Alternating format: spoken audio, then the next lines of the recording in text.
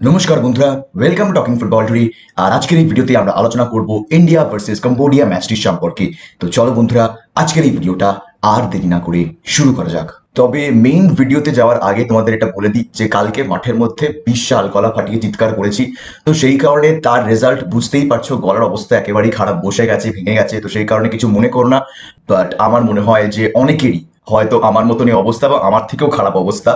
তো সেই কারণে একটু সহ্য করে নিও আর কি এই ভয়েসটা। বাট আমি জানতে চাইবো যে কোথায় গেলেন অনিল কামাত, কোথায় তিনি?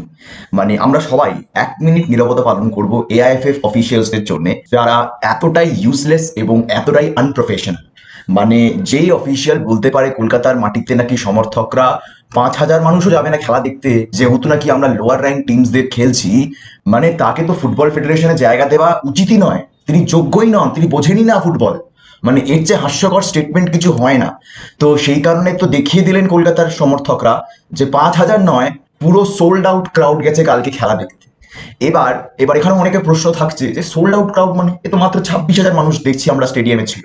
কিন্তু তোমাদেরকে বলে দিই যে এই 26,000 মানুষ তো মানে নিজেরা টিকিট কাটেনি, যা টিকিট অ্যাভেলেবেল ছিল সেই টিকিটই তারা কেটেছে। অর্থাৎ অনলাইন অফলাইন মিলিয়ে টোটাল হয়তো হার্ডলি 30,000 টিকিট এআইএফএফ বিক্রি করেছে, যেখানে তারা নাকি বলেছিল 50,000 টিকিট বিক্রি করা হবে। তো কোথায় গেল বাকি 24,000 টিকিট? কারণ অনেক মানুষই কিন্তু টিকিট ছাড়া ছিলেন, অনেক মানুষই খেলা দেখতে যেতে পারেননি, যেহেতু তারা অনলাইনে টিকিট কাটতে পারেননি। সব সময় সারাক্ষণ বুক মাই শোতে সোল্ড আউট দেখিয়েছে, আর অনলাইনে টিকিটও আসেনি। তো সেই থেকে সমর্থকরা তারপরে অফলাইন টিকিট কাটতে যান, সেখানেও নাকি পুলিশ তাড়া করে বার করে দেয় যে না, অফলাইন টিকিট দেওয়াই হচ্ছে না। তাহলে সবাই ধরে নিল তাহলে কি পুরো ক্রাউডই সোল্ড আউট, সেই কারণেই হয়তো অফলাইন টিকিট অ্যাভেলেবেল নেই। বাট যুব ভারতীর স্টেডিয়ামে গিয়ে পুরো একটা অন্য রকমের চিত্র। পুরো C1 D1 B1 সব খালি, B2 D2 আরামসে অনেক অনেক মানুষ খেলা দেখতে যেতে পারতো। সেম অবস্থা হচ্ছে থার্ড টায়ারের ব্লকগুলোর। একমাত্র C2 ব্লক, সেটা কিন্তু ভালো রকম ভাবে ভিড় হয়েছিল, তাও আবার কি, সেটাও ডান দিকেরটা, বাঁ দিকটাও পুরো ফিল হয়নি। তাহলে এত টিকিট ফাঁকা কেন? কোথায় গেল এতগুলো টিকিট? রিজন হচ্ছে একটাই, সেটা হচ্ছে এআইএফএফ মিথ্যে কথা বলেছে। তারা মিথ্যে প্রতিশ্রুতি দিয়েছে সমর্থকদের যে কোনো শর্টেজ হবে না টিকিটসে।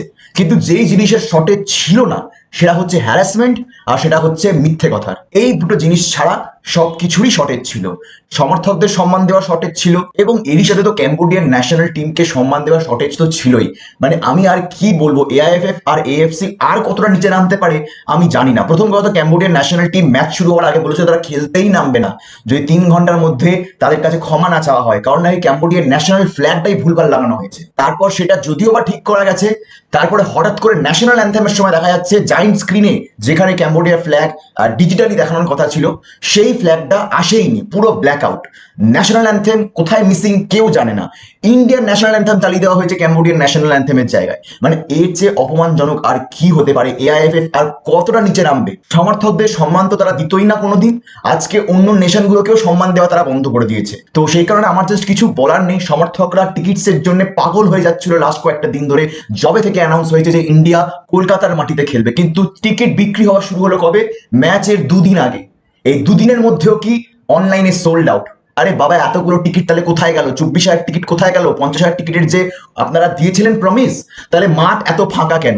আমি এটাও দেখেছি যে অন্যবার কি হয়, যে যারা টিকিট কাটতে যাচ্ছে তাদের স্ক্যান করে টিকিট কাটা হয়, কিউআর কোডটা স্ক্যান করে তবে তাদেরকে র্যাম্পের মধ্যে যেতে দেওয়া হয়। আগের দিন কিন্তু সেটাও হয়নি, আগের দিন টিকিট ছিঁড়ে ঢুকিয়ে দেওয়া হলো। তাহলে কাউন্টিংটা হচ্ছে কিভাবে? আমি খালি জানতে চাই যে এই অ্যাটেন্ডেন্স কাউন্টিং যেটা, এটা কিভাবে হলো? বিকজ নো ওয়ে কালকে 26,000 মানুষ খেলা দেখতে গেছে। বিকজ আমরা খেলা দেখতে তো যাই, আমি এএফসি কাপেও খেলা দেখতে গেছি, এবং চোখে যেটা বুঝেছি এএফসি কাপের থেকেও কিন্তু বেশি ভিড় এই ম্যাচটাই ছিল। অথচ এএফসি কাপের অ্যাটেন্ডেন্স কিন্তু 30,000 ক্রস করে গেছে, কালকে নাকি অ্যাটেন্ডেন্স 30,000ই ক্রস করেন, 26,000-এ গিয়ে আটকে গেছে। তাই জন্য আমি জানতে চাইবো যে অ্যাটেন্ডেন্সটা কাউন্ট হচ্ছে কিভাবে? কিভাবে আপনারা বুঝছেন যে কত সমর্থক মাঠে গেছে এবং কত সমর্থক মাঠে যান? বাট যাই হোক, অত্যন্ত দুঃখজনক একটা ব্যাপার, দুর্ভাগ্যজনক একটা ব্যাপার, টু বি ভেরি অনেস্ট, যে আমাদেরকে এই ফেডারেশনের মানে কাজকর্মগুলোকে সহ্য করতে হয়। এবং কবে যে এরা বিদায় হবে আমি জানি না, কবে নতুন ইলেক্টেড বডি আসবে, কবে আমরা ঠিকঠাক ভাবে খেলা দেখবো আমি সত্যি জানি না। বাট খুবই ডিসঅ্যাপয়েন্টেড, খুবই ব্যাড লাক আমাদের, যে আমাদের এত ফাইট করে আর টিকিট কাটতে যেতে হয়, এবং যেখানে নিজের ফেডারেশনই চায় না সমর্থকরা খেলা দেখুক, সেখানে তোমরা যতই চেষ্টা করো তোমরা টিকিট কিন্তু পাবে না। আমাদের ফেডারেশনই আমাদের সব থেকে বড় শত্রু, এটাই বাস্তব, এটাই সত্যি। বাট যাই হোক, আমি আর বেশি কিছু বলছি না ফেডারেশন নিয়ে, তোমরা সবাই জানো যে কি পরিস্থিতি। যদি কথা বলে নিই পরশু দিনের ম্যাচের কথা, আফগানিস্তান ম্যাচ, তাহলে টিকিটস কিন্তু বিক্রি হওয়া শুরু হয়ে গেছে। এবং আবার সেম কেস, বুক মাই শোতে গিয়ে তোমরা দেখবে যে 10টার সময় যে টিকিটস বিক্রি হওয়া শুরু হয়েছিল, সেটা কিন্তু এই মুহূর্তে আমি যখন ভিডিও বানাচ্ছি সোল্ড আউট দেখাচ্ছে। এবং একটা চেঞ্জ হয়েছে, আগের বার যেরকম একটা প্রোফাইল থেকেই তোমরা অনেক টিকিট কাটতে পারছিলে, সেটা কিন্তু সম্ভব নয়। একটা প্রোফাইল থেকে ম্যাক্সিমাম 4টে টিকিটই তোমরা কাটতে পারবে, তার চেয়ে বেশি তোমরা টিকিট কাটতে পারবে না। পিক আপের ক্ষেত্রে আমার মনে হয় যে 4টের বেশি টিকিট কিন্তু কাউকে দেওয়া হবে না। তাহলে সেই ক্ষেত্রে এটা কিন্তু তোমরা মাথায় রাখবে। যেটা বললাম যে 10টা থেকে টিকিট বিক্রি শুরু হয়েছে, 10টা, 2টো এবং বোধহয় বিকেলে 4টে অথবা 6টা, এই টাইমে টিকিটস ব্যাচে ব্যাচে বিক্রি হবে।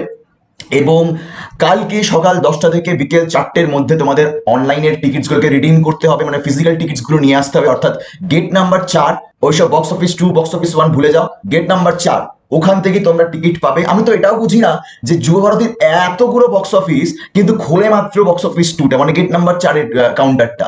তাহলে যদি সবকটা কাউন্টার খোলা হয়, অ্যাটলিস্ট এক জায়গায় তো এত ভিড়টা হয় না, এক জায়গায় তো দম বন্ধ ব্যাপারটা লাগে না। কিন্তু ফেডারেশন সেটাও বোঝে না, তারা এখানেও আনপ্রফেশনাল, তারা এখানেও অকর্ম। আর কি বলবে? তো ওই গেট নাম্বার 4, ওই একটাই কাউন্টার বা বক্স অফিস খুলবে, সেখান থেকে গিয়ে তোমরা অনলাইনের টিকিটসগুলোকে ফিজিক্যালি রিডিম করে আনতে পারবে সকাল 10টা থেকে বিকেল 4টের মধ্যে। ফিজিক্যাল টিকিটসও বিক্রি হবে, কিন্তু ফিজিক্যাল টিকিটসের কোনো ভরসা নেই। আমি বলছি শোনো, ফিজিক্যাল টিকিটসের কোনো ভরসা নেই। লাইন দিয়ে দাঁড়াবে, আদৌ পাবে কি পাবে না কোনো গ্যারেন্টি নেই। আগের দিনের যে এক্সপিরিয়েন্স সমর্থকদের ভীষণ ভীষণ বাজে। তো সেই কারণে সবাই চেষ্টা করো অনলাইনেই কাটার। একান্ত যদি অনলাইনে না পারো, তবে গিয়ে একবার অফলাইনে চেষ্টা করে দেখতে পারো। বাট কতটা কি পাবে আমি জানি না, বিকজ এই ফেডারেশন তারা নিজেরাই অ্যালাউ করছে না ফ্যানদের স্টেডিয়ামে যেতে, আর কিছুই না। টিকিট যদি থাকে, সমর্থকদের এরকম হাহাকার থাকবে না টিকিটস নিয়ে, যে কোথায় গেল টিকিটস নেই, টিকিটস নেই, টিকিটস কখনোই সম্ভব নয়। হবে, বাট যেই লেভেলে হয়েছে আগের দিন ম্যাচের জন্য, সেই লেভেলে কিন্তু হবে না। তো সেই কারণে AIFF needs to change. AIFF কে জানাতে হবে যে তারা কি চাইছে। তারা নিজেরা, ফেডারেশন নিজে আমাদের প্লেয়ারদের এবং কোচিং স্টাফদের বলছে ফ্যান্সরা ইন্টারেস্টেড নয় খেলা দেখতে আসার জন্য, কেউ আসবে না খেলা দেখতে। মানে আর কি বলবে, আর কত মিথ্যে বলবেন? আমাকে বলুন, আর কত মিথ্যে বলবেন? যেখানে এখানে টিকিটস পাওয়া যাচ্ছে না, আপনারা টিকিটস দিচ্ছেন না, সেখানে প্লেয়ার্সরা জানে যে আমরা নাকি খেলা দেখতে যাচ্ছি না।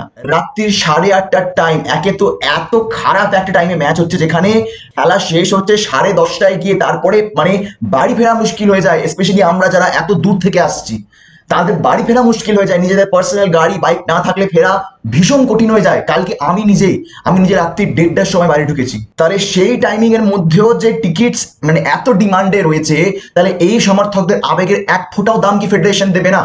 এক ফোঁটাও কি তারা এটাকে সম্মান জানাবে না?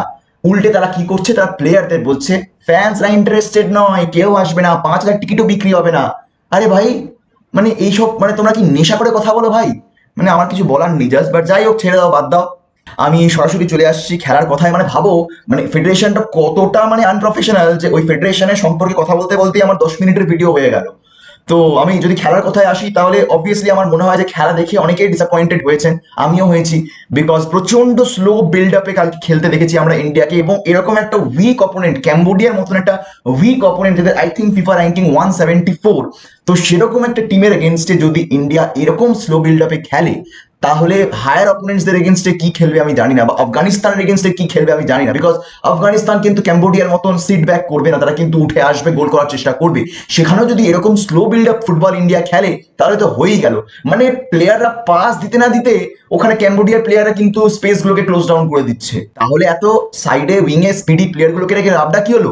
লিস্টন, মানভীর, আকাশ, রোশন, লাভটা কি হলো এদেরকে রেখে, যদি তোমরা এদেরকে দিয়ে স্লো বিল্ড আপ ফুটবল খেলো? এবং সত্যি বলতে মানে আজকের দিনে দাঁড়িয়েও, এত বছর পরেও 37 বছরের সেই সুনীল ছেত্রীর ওপরই আমাদের ভরসা করে থাকতে হচ্ছে, যে সুনীল গোল করলে তবে গিয়ে আমরা জিতবো। আদারওয়াইজ কালকে ক্যাম্বোডিয়ার এগেনস্টে ওই দুটো চান্স, এবং আশিকের একেবারে লাস্টে 90 মিনিটের মাথায় একটা ওই চান্স ছাড়া আর কোনো চান্স ইন্ডিয়া সেরকম ভাবে ক্রিয়েট করতে পারেনি। তাও বাকি সুনীল ছেত্রী তার পেনাল্টি থেকে গোল করলেন, সেটা লিস্টনের ভালো ড্রিবল ছিল, but at the end of the day গোলটা তো সেই পেনাল্টি থেকে। মানে দেখতে গেলে গোল স্কোরিং চান্সেস ইন্ডিয়া মাত্র দুটো ক্রিয়েট করেছে। ডমিনেটিং ফুটবল খেলেছে, বলছি না একেবারেই নয় যে ইন্ডিয়া খেলতে পারেনি, বাট ভীষণ বোরিং ফুটবল খেলেছে। এবং ডিফেন্সও অনেক স্ট্রং লাগলো, স্পেশালি ক্যাম্বোডিয়ার এগেনস্টে যে কোনো টিমকেই স্ট্রং লাগবে। সেখানে সন্দেশ সিংগন বলো, আনওয়ার আলীকে আমি অনেক অনেক ক্রেডিট দেবো, বিকজ আনওয়ার আলী যা ফুটবল খেলছে, অনেক চ্যালেঞ্জেস এর মধ্যে দিয়ে এই ছেলেটা গেছে। এত কিছুর পরেও যে শেষমেশ আনওয়ার আলী ন্যাশনাল টিমে খেলছে, আইএসএল থেকে ডাইরেক্ট ন্যাশনাল টিম, মানে জার্নিটাই অসাধারণ। এবং ন্যাশনাল টিমের হয়ে খেলে দুর্দান্ত খেলেছে, দুর্দান্ত। সন্দেশ ঝিঙ্গান কয়েকটা মিস্টেক্স করছিলেন, স্লিপ খেয়ে পড়ে যাচ্ছিলেন, সেটাকে কভার এত সুন্দর আনওয়ার আলী দিয়েছে। সেরকমই ব্লকিং, ইন্টারসেপশন, ক্লিয়ারেন্স, পাসিং, ভীষণ ভালো ফুটবল আনওয়ার আলী খেলেছে। সন্দেশ ঝিঙ্গানও আগের দিন গায়ের জোরে কিন্তু ভীষণ ভালো ফিজিক্যাল ফুটবল খেলেছেন, এবং ক্যাম্বোডিয়া স্ট্রাইকাররা সন্দেশ ঝিঙ্গানকে পেরিয়ে আর যেতে কিন্তু সেরকম ভাবে পারেনি। যখনই কিন্তু স্প্রিন্ট নেওয়ার চেষ্টা করেছে, একটা হালকা ধাক্কায় তারা পড়ে গেছে। তো সেই কারণে পাজির স্ট্রেংথ মানে কিছু বলার নেই, মানে পিছিয়ে যাবে। তো সেই কারণে ডিফেন্সকে ভালো স্ট্রং লেগেছে। রোশন সিং এবং Akash Mishra, they were good, I won't say they were very good, but আরো বেশি বল কিন্তু বাড়াতে হবে বক্সের মধ্যে। ওই এত কাছে গিয়ে হঠাৎ করে ব্যাক পাস খেলে দেওয়া, এটা কিন্তু চেঞ্জ করতে হবে প্লেয়ার্স গুলোকে। একটুখানি বক্সের মধ্যে বল বাড়াতে হবে, তবে গিয়ে কিন্তু গোল স্কোরিং চান্সেস ক্রিয়েট হবে। এবং এর সাথে মাঝ মাঠেও আমার মনে হয় যে সেকেন্ড হাফে একটুখানি ইনজেক্ট হয়েছিল, পেস সাহাল নেমেছিলেন বলে, আশিক নেমেছিলেন বলে। আদারওয়াইজ কিন্তু মাঝ মাঠ তো আমি বললামই একেবারে স্লো বিল্ড আপ। এবং মানবীরকে নিয়ে আমি আর কিছু বললামই না। কালকে লিস্টনের পারফরমেন্সও কিন্তু হতাশাজনক ছিল। লিস্টন এবং মানবীর দুটো উইংই কিন্তু ভীষণ বাজে ফর্মে ছিল। লিস্টন অত্যাধিক কাটাতে গিয়ে বল নষ্ট করেছে, মানবীর তো সেই কাটাতেও পারেনি এবং মানে বলগুলোকেও নষ্ট করেছে। তো সেই কারণে কিন্তু আলটিমেটলি দেখতে গেলে কালকে ম্যাচটা মানে সুনীল ছেত্রী না থাকলে আমরা জিততে পারতাম না, ড্রই হতো হয়তো। তো এই সুনীল ছেত্রীর ওপর ভরসা করে আর কতদিন আমাদের ইন্ডিয়ান ফুটবল চলবে আমি জানি না। আর নেক্সট ইয়ার তো সুনীল ছেত্রী শুনছি যে হয়তো খেলবেনও না। তাহলে যদি সেটা হয় তাহলে তো আমরা তো মারা পড়ে যাবো ভাই, আমরা তো শেষ। ন্যাশনাল র্যাঙ্কিং যদিও বা 106-এ এসছে, সেটা তো আর বোধহয় 106-এ যাবে না, আর হয়তো 100 নিচেও নামবে একবার যদি সুনীল ছেত্রী রিটায়ার করে যান। বিকজ স্ট্রাইকার কোথায়, where is the striker? But যাক গিয়ে ক্যাম্বোডিয়ার এগেনস্টে 3 পয়েন্ট পাওয়াটা ইম্পর্টেন্ট ছিল। আমরা যে জিতেছি সেই 3 পয়েন্ট নিয়ে আমরা গ্রুপ এখন এই মুহূর্তে টপে রয়েছি। আফগানিস্তানের এগেনস্টে যদি আমরা ম্যাচটা জিতে যাই তাহলে এশিয়ান কাপে যাওয়ার জন্য কিন্তু দরজা ভালো রকম ভাবে খুলে যাবে। বিকজ 6 পয়েন্টস, কারণ জানো যে তোমরা টপ যারা ফিনিশ করবে তারা তো কোয়ালিফাই করবেই, but second best teams, I think 5টা সেকেন্ড বেস্ট টিম তারাও কোয়ালিফাই করবে। বাট ইন্ডিয়ার যা গ্রুপ, ইন্ডিয়ার তো অবভিয়াসলি গ্রুপ টপ করেই কোয়ালিফাই করা উচিত। বাট আফগানিস্তানের এগেনস্টে যদি ম্যাচটা আমরা জিতে নিতে পারি তাহলে হ্যাঁ, we will have a very very good shot at qualifying for the Asian Cup. তো সেই ক্ষেত্রে আজকের ভিডিওটা আমি এখানে শেষ করলাম। দেখা হবে তোমাদের সাথে পরের ভিডিওতে। আর এই ভিডিওটা ভালো লাগলে তোমাদের সবাইকে জানাবো ধন্যবাদ।